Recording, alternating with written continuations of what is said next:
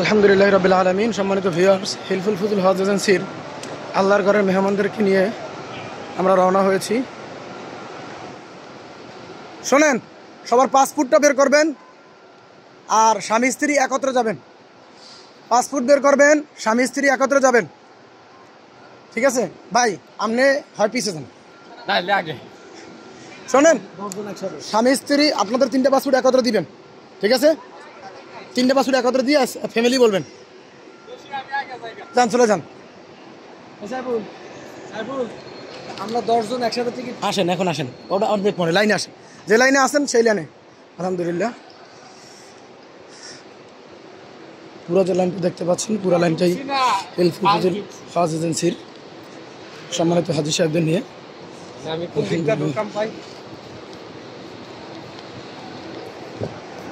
দেখতে পারি।